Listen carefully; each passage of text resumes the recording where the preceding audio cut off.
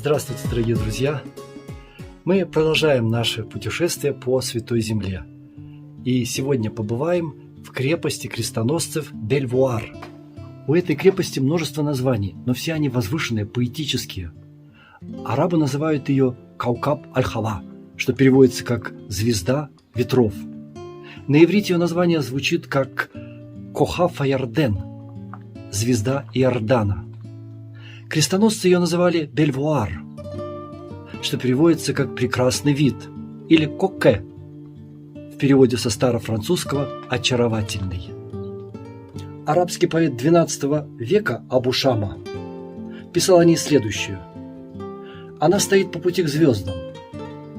Это дневное пристанище луны и убежище орлов.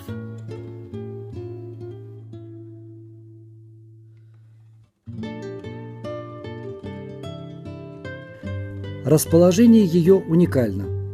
Бель-Вуар был построен на восточной окраине плато Исахар, на вершине уступа, спускающегося в долину реки Иордан, примерно в 4 километрах от реки.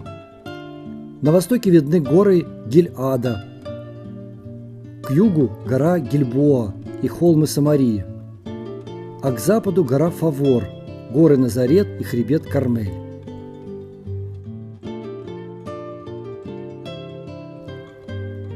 Расположение крепости имело важное стратегическое значение, поскольку она контролировала протяженный участок реки Иордан, которая когда-то была границей между территориями крестоносцев и мусульманами. Бель-Вуар контролировал 3 перехода через реку, а внизу по долине проходила дорога из Иерусалима в Дамаск.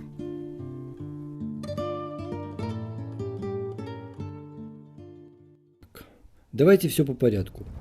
После взятия Иерусалима крестоносцами в 1099 году начали создаваться рыцарские ордена. Они сочетали религиозное рвение с воинской жизнью. Одним из первых был создан орден братьев Иерусалимского госпиталя святого Иоанна Крестителя, или коротко иоанниты, они же госпитальеры. Первоначально рыцари занимались лечением раненых и больных. Затем возложили на себя сопровождение паломников и купцов во время их путешествия по Святой Земле. Что же касается Бель-Вуара, то участок был приобретен госпитальерами в 1168 году у французского аристократа из Тверии Иво Велоса за 1400 золотых бизантов. Это примерно $200 000 в современном эквиваленте. В течение 5 лет проводились масштабные работы, в которых были задействованы сотни рабочих. Это был ключевой замок в системе пограничных крепостей Иерусалимского королевства, охранявших восточные рубежи. Замок был так называемого концентрического типа, то есть замок, окруженный 2 или 3 рядами стен, расположенными одна за другой.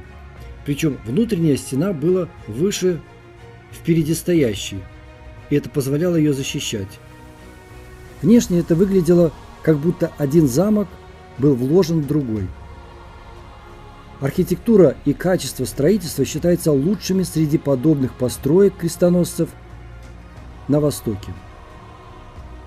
Он стал образцом последующих концентрических построек в Европе и считается последним этапом средневекового замкового строительства.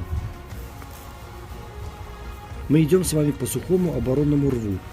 Его ширина 24 метра, глубина 12 метров. Это очень важное место в обороне крепости. Он никогда не заполнялся водой и затруднял доступ к стенам вражеской пехоты и техники. С западной стороны ров пересекал мост. Он не был постоянным и состоял из балок, которые легко можно было сжечь в случае опасности. По этому мосту входили в замок конные рыцари.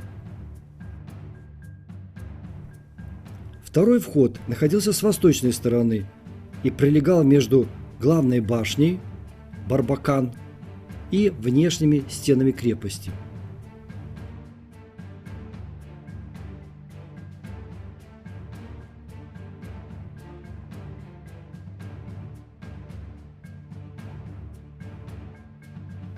Если неприятель добирался до входа в крепость, то он натыкался на ворота. Пока он пытался их проломить, сверху защитники поливали его кипящим маслом.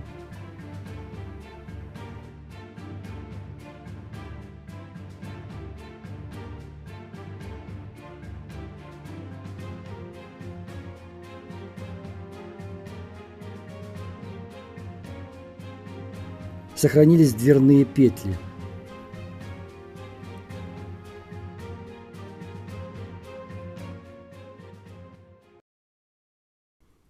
Что касается внутренней структуры крепости, то ее можно разделить на три части: внешний двор, внутренний двор и район Большой башни. Во внутреннем дворе находилась столовая. Вот здесь проходила трапеза рыцарей. Рядом была расположена кухня с 3 печами и прачечная. Сейчас мы с вами видим как раз прачечную крепости.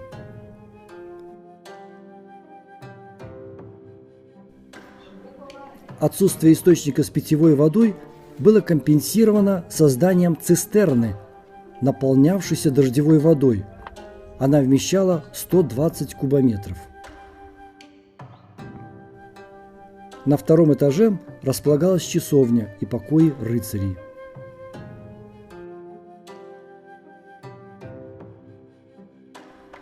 Первые 10 лет для замка были мирные и спокойные, пока не появился на горизонте султан Салах-ад-Дин, или, как его называли в Европе, Саладин.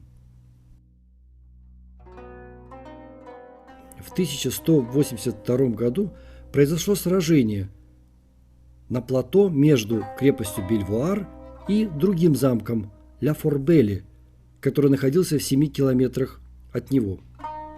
Крестоносцев тогда возглавлял король Балдуин IV. В этом сражении ни одна из сторон не победила. В конце концов Салах-ад-Дин свернул лагерь и покинул здешние места. Он вернулся сюда после поражения крестоносцев при роге Хаттина или Карней-Хитын.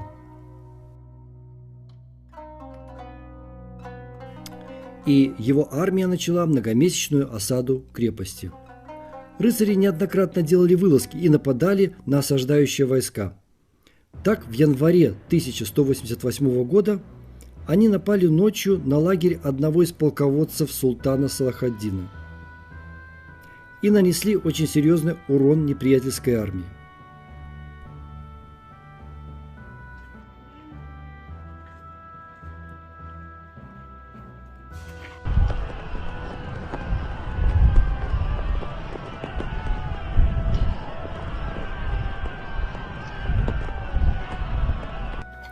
В каждой башне, расположенной по центру стены, был потайной ход, через который осажденные совершали вылазки. Может, именно через этот они незаметно вышли из крепости. В марте сюда прибыл сам султан со своей армией. Он предпринял несколько атак, но безрезультатно. Оправдывая свою полуторагодичную осаду, султан отметил позднее: крепость была неприступна из-за сильных укреплений, а также сами звезды защищали ее сверху, ибо ее название Каукаб, в переводе с арабского «звезда», и название говорило о ее связи со звездами. В мае султан свернул осаду и отправился в Дамаск. Вернулся он уже в конце 1188 года и дал указание саперам сделать подкоп под главной башней Барбакан. Саперы заложили мину, то есть прорыли туннель под башню, укрепили деревянными балками этот туннель и подожгли. Дерево сгорело, и башня рухнула. Но оборона продолжалась на второй линии. Только когда султан вывел перед осажденными плененных защитников крепости Ля-Фортеле, тогда госпитальеры поняли, что помощи ждать неоткуда, и сложили оружие. 5 января 1189 года 50 рыцарей и с ними около 400 воинов сдались. Гарнизон этой крепости, состоявший из горстки рыцарей-госпитальеров, выдержал 18-месячную осаду армии султана Салахаддина.